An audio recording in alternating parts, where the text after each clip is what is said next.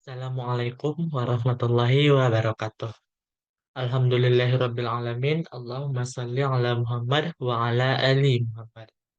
Perkenalkan, saya Ahmad Dayani dengan NIM 2310931017 dari Departemen Teknik Industri Fakultas Teknik Universitas Andalas.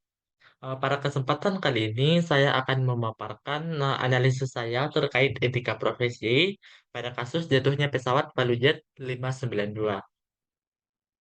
Untuk bagian yang pertama ialah permasalahan etika yang saya analisis dalam kasus ini yaitu pemalsuan data formulir kertas kerja yang sesuai dengan SOP pemeliharaan pesawat yang sudah ditetapkan Pelujet.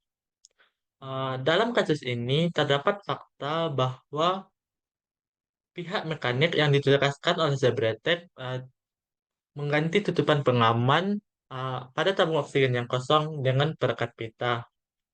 Sementara pada formulir kertas kerjanya ditandai bahwa tutupan pengaman sudah dipasang dengan benar. Ah, jadi dalam kasus ini terdapat fakta yang kontradiktif.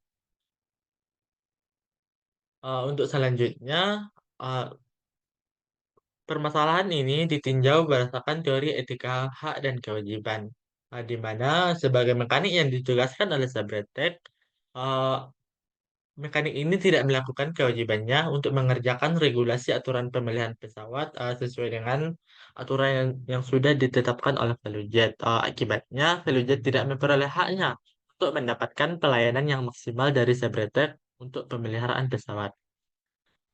Jadi berdasarkan permasalahan etika yang sudah dipaparkan ini, timbul permasalahan atau timbul pertanyaan, bagaimana evaluasi efektivitas kebijakan manajemen risiko Sabetek dalam konteks kasus ini dan potensi dampak jangka panjangnya terhadap keselamatan penerbangan. Eh, Selain itu, penting juga untuk mengevaluasi tindakan pencegahan yang dapat diimplementasikan untuk menghindari pelanggaran serupa di masa depan dan memastikan kepatuhan pihak yang melakukan pemeliharaan pesawat terhadap standar keselamatan yang sudah ditetapkan. Kemudian bagian yang kedua ialah metode penyelesaian dalam kasus ini. Sebelum masuk ke metodenya, terlebih dahulu saya merumuskan paradigma positif dan paradigma negatifnya. Paradigma positifnya ialah mekanik Sabretek menerapkan SOP pemeliharaan pesawat dan kebijakan manajemen risiko dengan benar atau sesuai dengan aturannya. Eh, Sementara dalam kasus ini, eh, mekanik Sabretek, eh, mekanik Sabretek telah melanggar aturan atau SOP pemeliharaan pesawat dengan mengganti tutupan pengaman dengan perekat pita dan memasukkan informasinya. Sehingga pihak-pihak yang terlibat selanjutnya yang tidak menyadari akan kesalahan ini menghiraukan saja tentang eh, risiko yang akan diakibatkannya. Jadi kasus ini eh, terjadi secara kecelakaan ini terjadi secara sistemik. Kemudian paradigma negatifnya ialah mekanik Sabretek mengabaikan SOP yang sudah ditetapkan oleh eh, pihak-pihak Palujet dan eh, Sabretek dan juga manajemen risikonya sehingga menyebabkan meningkatnya risiko keselamatan penerbangan.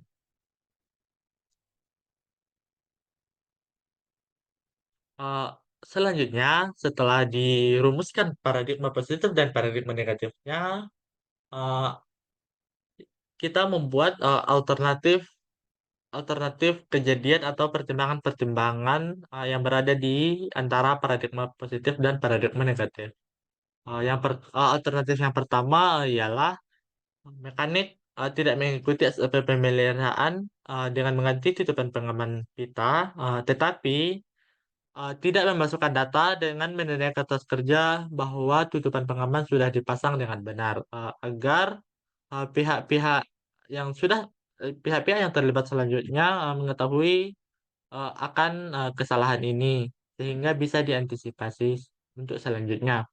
Uh, Kemudian alternatif yang kedua, menginformasikan kepada manajer bahwa pengiriman barang tersebut, barang atau tabung oksigen kosong ini, bahwa ada tabung kosong yang tutupan pengamannya tidak sesuai dengan prosedur, agar bisa dilakukan tindakan yang lebih lanjut atau tindakan-tindakan pencegahan risiko keselamatan penerbangan. Kemudian pertimbangan yang ketiga ialah pihak mekanik melaporkan ketidaksesuaian SOP ini dalam memasang tutupan pengaman kepada pihak manajemen Sabretek dan Valujet. Sehingga dengan melaporkan ini diharapkan akan ada tindakan korektif atau tindakan antisipasinya sebelum pengiriman ke Valujet 592 ini. Kemudian pertimbangan yang keempat, dari Sabretelnya mengadakan program disiplinisasi kepada mekaniknya atau teknisinya secara berkala mengenai pentingnya kepatuhan terhadap SOP ini dan kebijakan manajemen risiko agar keselamatan penerbangan bisa terjamin aman.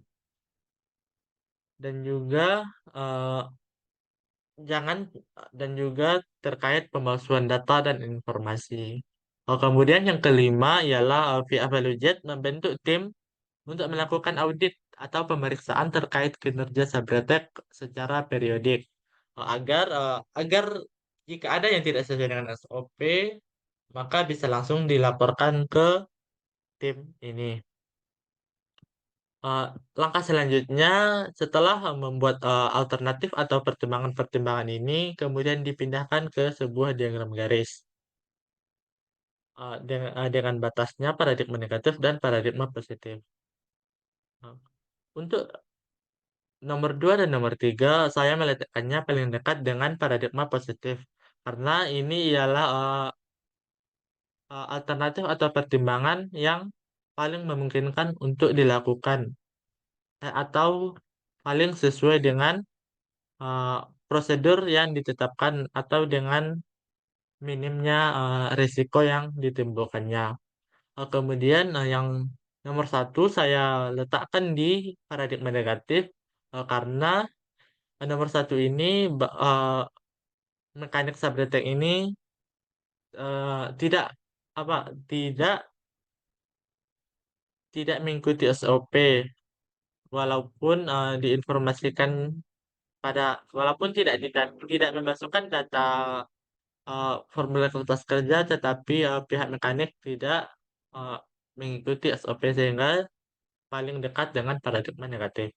Kemudian nomor 4 dan 5 itu dekat dengan condong ke paradigma negatif karena untuk yang nomor 5 ini dan nomor 4 ini akan dibutuhkan uh, biaya tambahan untuk melaksanakan uh, program-program ini dan membentuk tim ini. Sehingga bakalan ada aspek-aspek lain yang perlu dipertimbangkan. Kemudian setelah membuat alternatif atau alternatif kejadian atau pertimbangan ini, kemudian ditentukan titik permasalahannya yang disimbolkan dengan P. Saya menempatkan simbol P ini yaitu di antara nomor 4 dan nomor 5. Nomor 4 dan nomor 5 dan agak dekat ke nomor 2 dan 3.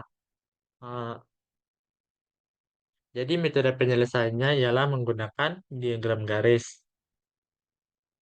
Selanjutnya untuk solusi permasalahannya berdasarkan diagram garis tadi, solusi yang saya tawarkan ialah meningkatkan ketegasan meningkatkan ketegasan SOP terhadap pihak-pihak yang melanggar Sabretek dan komunikasi efektif antara pihak mekanik Sabretek dengan Volujet sehingga ada transparansi dalam informasi jika ada yang tidak sesuai dengan standar operasional prosedurnya.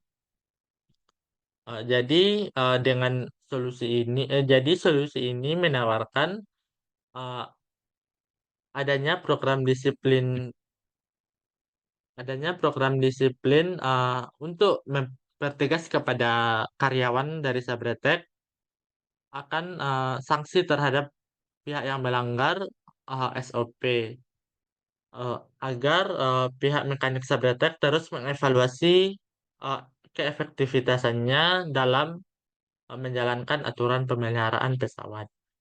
Berdasarkan solusi ini dapat saya simpulkan bahwa pihak Sabret berdasarkan solusi dan permasalahan etika yang saya analisis di awal, dapat saya simpulkan bahwa pihak Sabretek bersalah dalam kasus ini karena telah melanggar SOP atau aturan pemeliharaan pesawat dan juga telah memasukkan data dan informasi pada kertas kerjanya. Sehingga untuk kedepannya, pihak Sabretek perlu melakukan program disiplin yang ketat kepada mekaniknya untuk mempertegas SOP dan sanksi bagi yang melanggarnya, sesuai dengan kebijakan manajemen risiko yang telah ditetapkan oleh Sabretek. Mungkin sekian analisis saya pada kasus jatuhnya pesawat Peugeot 592. Saya akhiri. Nun wal qalami wa ma yasturun. Assalamualaikum warahmatullahi wabarakatuh.